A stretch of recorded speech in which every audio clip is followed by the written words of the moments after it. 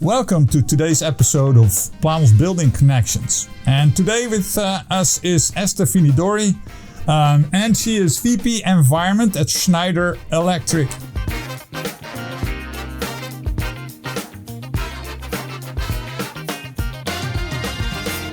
Welcome, Esther. Thank you very much for being with us today. And Thank you for having me. Yes. Could you please explain a little bit about yourself and your role in the Schneider Electric company? Sure. So at Schneider Electric, I'm in charge of our global environmental strategy. This means setting the directions, taking on behalf of the company all the commitments we take on the environment related to climate, but also resources, biodiversity, and then more importantly, driving the transformation internally. So it's a lot about governance, a lot about what can support performance. And you see where I'm going, digital tools for efficiency. And it's also about how do you track, measure, and lead transformations across the company to make it happen. And this is critical because we want to show from the inside out how you can really deliver the transition, energy and climate transition right now, looking at our own portfolio of activities. Yeah, and that's important. I think you do the sustainability ESG topic for the internal operations of Schneider itself. And you must have been quite successful on it because you've been elected most sustainable company, Schneider Electric, for 2 years in a row, right? What, 1 year? You can only be one year in a row. One year in a row, but twice. Exactly. 2 years consecutive, anyway. Yeah, so we are ranked. There are several ratings that help benchmark, assess the performance of companies when it comes to ESG, and we do take pride and we take it seriously to be ranked as part of the most sustainable companies. Hopefully, we're not the only ones out there, but the most sustainable companies when it comes to our own transformation. Yeah, so the whole ESG, and let's explain it for listeners who are probably or perhaps not so familiar. ESG is environmental, social governance. Also, basically in our market, I think often referred to as sustainability, I would say. I think it's a topic that has been hitting the agenda of senior management of companies now at a very high rate, very fast over the past years, I would say. So with Schneider, you're already in a position that you're executing on it, I guess. So can you a little bit explain to what kind of factors, elements Schneider is actually putting effort in to improve? What's the playground of this ESG strategy at Schneider? Sure. So to me, ESG is all about anticipation. Let me explain. If as a company you're able to anticipate on the trends, environmental trends, social trends, and define robust governance to support those transformation, you're much more likely to be successful in the mid and long term. So ESG is all about anticipation. It's all about embedding your commitments, your vision into your strategy. It's not something you do on the side, not anymore, at least. It's really something that has to be part of your strategy. It's something that we did 15 years ago, even slightly more now at Schneider Electric, which is really completely revisiting our business strategy, considering the mid and long-term ESG trends that will drive the transformation of our societies. And those transformations, they're massive. All companies, the entire world, all economies have to achieve net zero CO2 emissions by 2050. And it's only by anticipating and building the roadmap to such a transition, for instance, that you can make sure that you transform at the right pace to be successful. So to cut it short, yes, it's extremely high on the agenda of our leaders because it's really felt as being a success, a driver for success for the business overall. Right. So when we go to our, let's say, our type of audience, and when you look at ESG policies and strategies around buildings and services around buildings, what do you regard to be key initiatives to enhance that profile of how we run buildings, how we use them, how we provide workplaces, and that kind of thing? What's key within Schneider for this? Buildings is extremely interesting because you need to manage different levels of information and decision making. And you need to articulate the local needs, the levels, the needs and the decisions you have to take at the level of the building with the global needs and the global, let's say, agenda and target setting. So at the global level, it's all about, let's say, portfolio management. How do you assess the reality of your portfolio stock? And how do you plan the roadmap to improve the performance, the energy, CO2, waste, water performance of your buildings over time? And you need for that data, the capability to set targets, and you need the oversight and the planning capability to build a future. And then at the local level, in the site, you need to make sure you have a good comfort levels for your buildings. You need to plan maintenance. You need to plan operations in a very efficient manner. And of course, you need to make sure you anticipate and plan the concrete actions into the buildings that will deliver the global targets. So it's all about this articulation of how do you have good global oversights and target setting and roadmap management coupled with very efficient local planification and management. Right. So on a local, but also actually on a more regional basis, I always have the impression that looking into the future, when you look at sustainability, ESG topics and carbon emissions, that buildings have a very important role to play in the energy transition itself. So how is Schneider Electric, how are you looking at the role of buildings and what are you doing in that field of energy transition and the role of buildings in there? So buildings overall, globally, they represent approximately 30% of global greenhouse gas emissions. So, looking for efficiency in buildings is, of course, paramount to the energy transition. You're perfectly right. So in practice, what do you do? I think everyone should do two things. The first thing is everything new has to be future proof. So any new building needs to be designed with the future in mind, and it needs to be future ready, if you wish. It will be there in 2050, so it needs to be ready for net zero, right? Net zero CO2 emissions.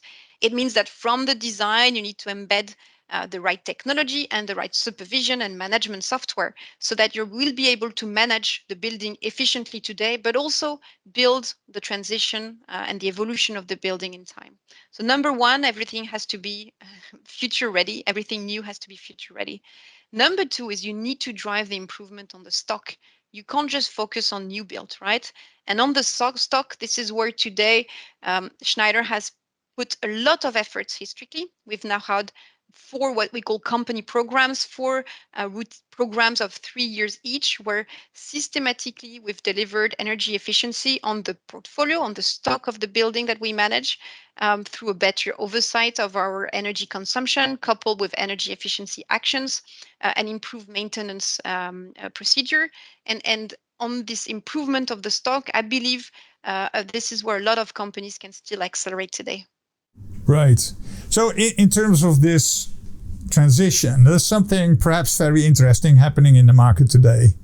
Due to geopolitical developments over the past months, so to say, the situation in Russia, for instance, we see prices of energy really soar. And on the back side of that, the notion is that previously green energy like solar would be a almost financially difficult proposition, and now it's the other way around, because basically you don't pay for any resources of the sun in order to create energy. So how is this affecting your own policies within Schneider now that this is happening, and how do you see the market responding to that?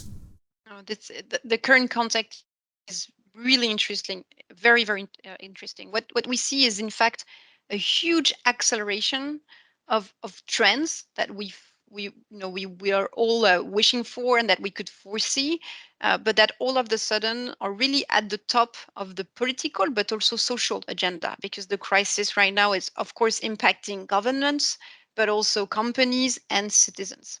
And it's really a massive shift or a massive push to the status quo. It's true as well for our own operations.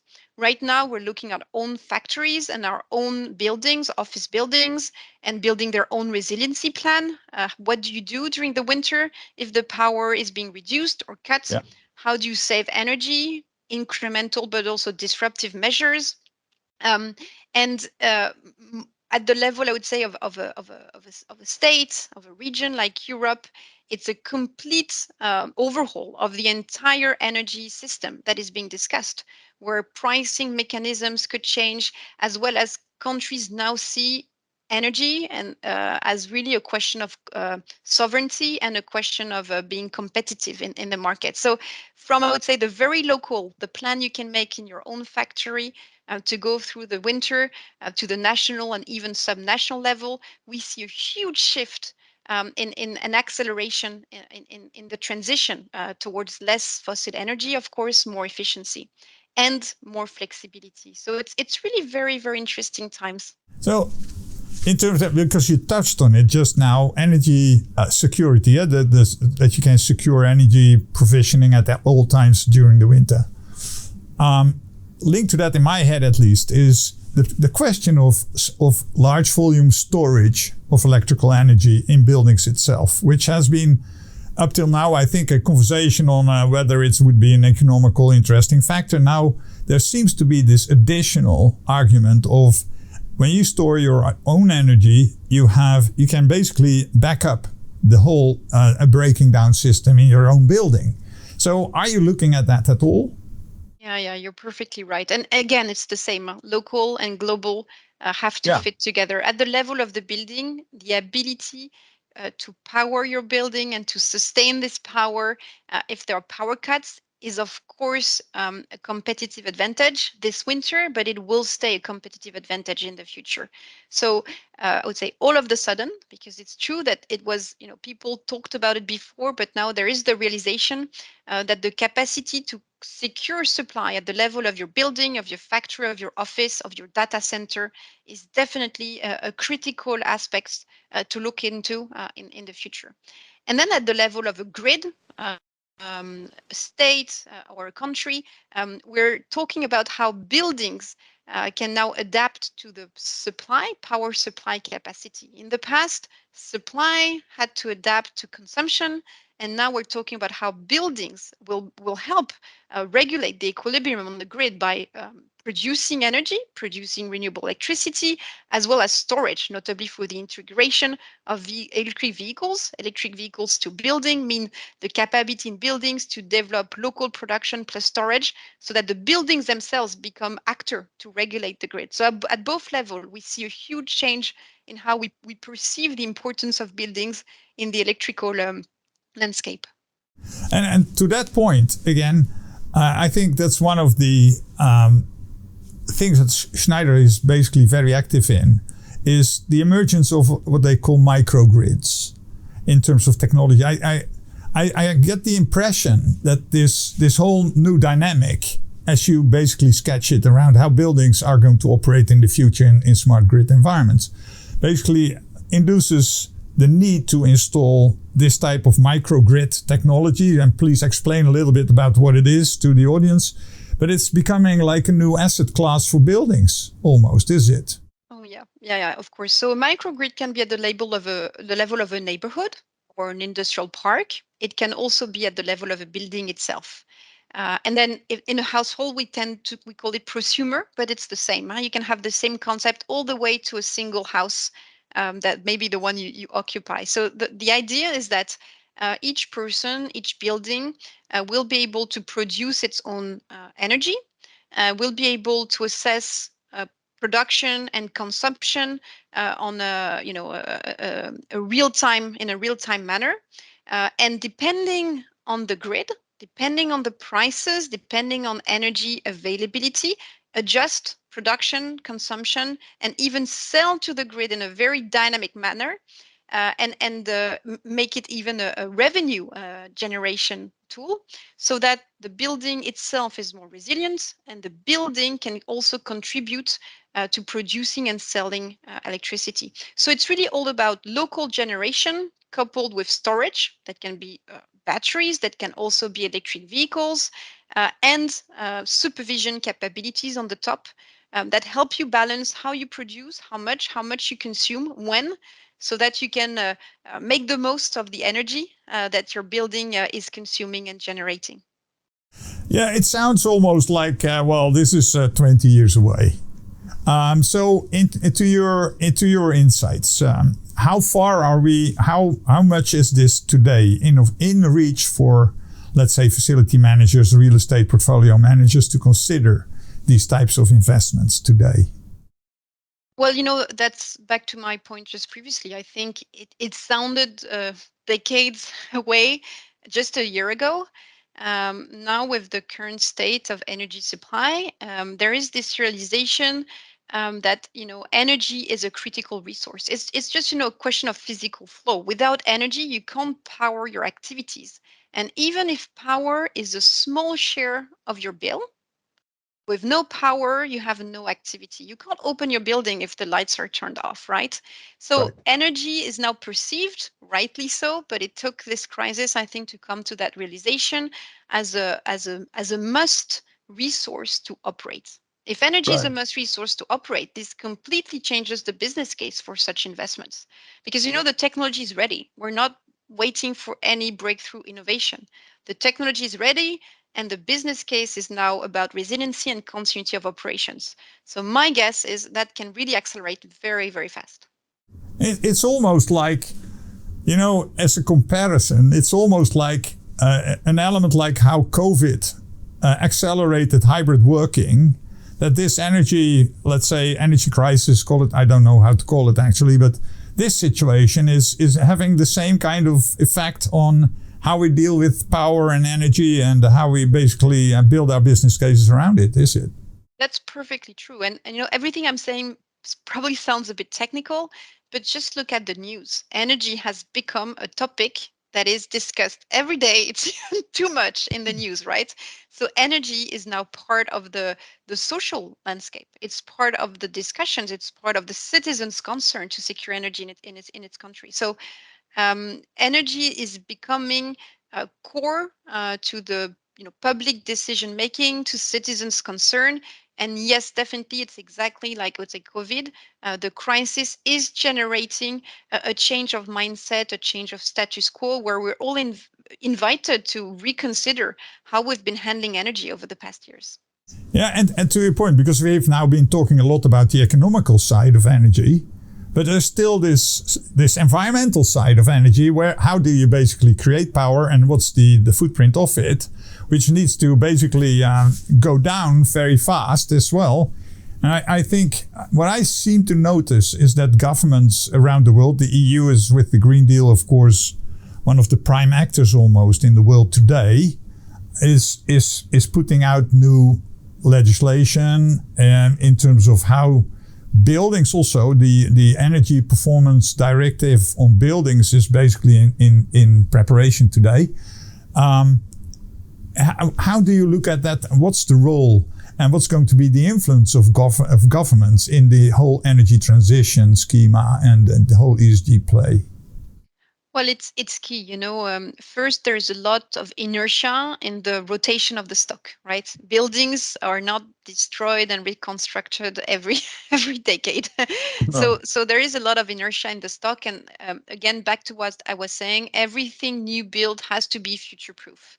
We now know that future proof means resilient, means probably some sort of autonomy enabled by microgrid technologies. And it also means that buildings need to be an active player in the grid. They're not just consumers of energy, they have to be actors for the production and stability as well, the supply and the stability of the grid as well. So, with that in mind, of course, public policy has a major role to play to nudge or to force this evolution. And also to force the new standardization, because all of that will happen in a way that has to be concerted between countries that are interconnected. It's the case for all European countries, but it's not, of course, the only case where countries are interconnected. And you need to plan this transition in a way which is collaborative across borders so that it happens in orderly fashion. Right, right. So there's this other side to buildings, and that is what they also call buildings as a bank of materials. And I think I've always wondered about it, because you're going to construct a building and you're going to plan ahead for, okay, how am I going to retrieve materials after I've had the life cycle of the building, which is probably 30, 40, 50 years ahead, right? So how's Schneider Electric looking at this element of buildings as a bank of materials? It's when you look at transition scenarios, it's a huge opportunity in order to build what we call what is being called a circular economy, which means that at the end of life of assets, consumer goods, of course, but buildings as well, you are able to retrieve and valorize all the materials that have been installed in the building. So it's a huge potential, and if I can say it the other way, it's a must of the transition. We can't make the transition without this capability. Why? Because there is a huge CO2 cost to manufacturing those materials from new. Cement, steel, glass, all the materials that are needed to build infrastructure are very, very emissive in terms of CO2. So it's a must. And then the question is, how do you break the silos along the value chain so that during the initial construction and even during the lifetime of the building, the capability to manage properly and get value out of the end of life is properly taken into account. It starts by small things. For instance, now at Schneider Electric, for years, in fact, we're providing to all our customers what we call product environment profiles. It's environmental information on the products that are being embedded into their products, and done consistently by all the manufacturers that provide technologies that are being built into the building. You have the capability to get the information and then progressively build that traceability so that in due time, the right information is available to the right player to be able to dismantle and retrieve and handle properly everything that has to be managed at that time. So it's a question of data, providing the right data, building the traceability through sometimes public databases so that the information will be available decades from now when it's needed. Yeah, it's quite a future look. It's anticipation mainly, is it? This is an anticipation element of anticipation for new builds. When you look at the existing portfolio, you actually mank a lot of that data that you would have when you would build a new building today, of course, using BIM and other stuff. How are you looking at the existing building portfolio in this view? I would say first a comment on what you said. Yes, it's a building for the future. If you feel really deconstruction, but if you think also about retrofits, in fact, it's not so far in the future, right? Because a lot of office buildings would go through an important retrofit every 10 years or so. So it's far along, but not so far, depending on what you're considering. Right. Then coming to the existing stock, well, this is also something we have to invent together, right? Because we can't wait 40 years to become circular.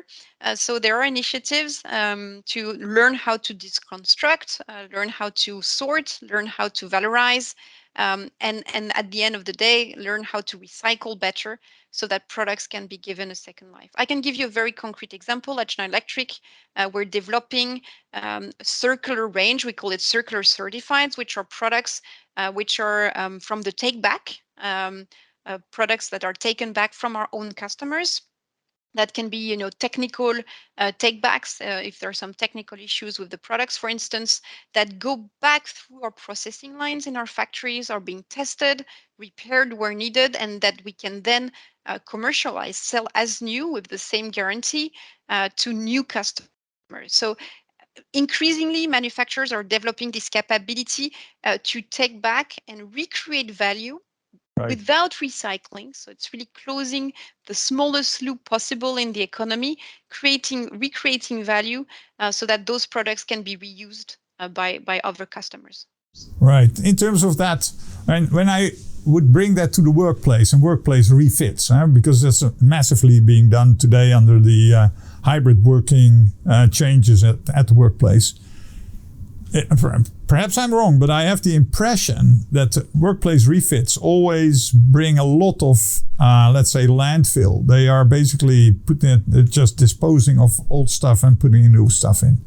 So when you look at that perspective at workplace refits from Schneider Electric, what kind of initiatives do you take there? So first, yes, you're right. Typically, refits are huge generators of waste, and this is definitely a topic that companies need to address.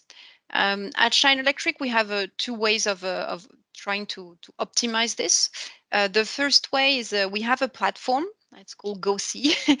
We have our own internal platform where sites can, let's say, share, post, and ask for furniture and type of materials, and they're being shared between sites. So let's say a site going through a refurbish has extra tables. Those tables will be put at the disposal of another site who needs the material. Of course, you need transport distances to be within reason for this to work.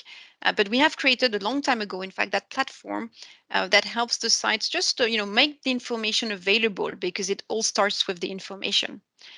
Second thing we do, and of course is very efficient, is to work with local bodies. It can be a public associative organization that at the local level structure this sharing and reuse of materials. And things are changing really fast. I'm based in France, and in France now, by law, since beginning of the year, for public purchasers, so public agencies, they have to, it's mandatory, embed 20 to 40% of circular sourcing into their furniture sourcing, for instance. So by law, the market is being accelerated because, of course, a major buyer, all public entities, agencies, have to source at least 20 to 40%, depending on the type of furniture, of circular objects. So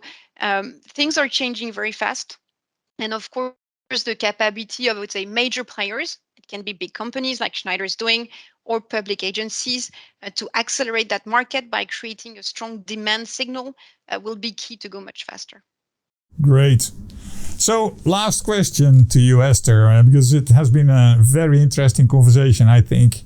So I can imagine when you're a real estate manager, facility manager, and you're looking at the ESG topic and to improve there. Do you have any advice to such people in how to basically start approaching the topic? Yeah, I think you need the two things at the same time. First, you need to be very pragmatic. Look at your sites, find the wastage, and this is typically a very bottom-up approach.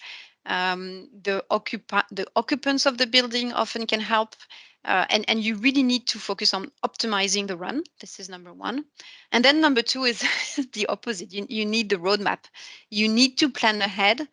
The transformations your building will cost money, so you need to build that roadmap so that you can make your building future ready or on the path to net zero CO2 emissions, to full waste recycling, etc.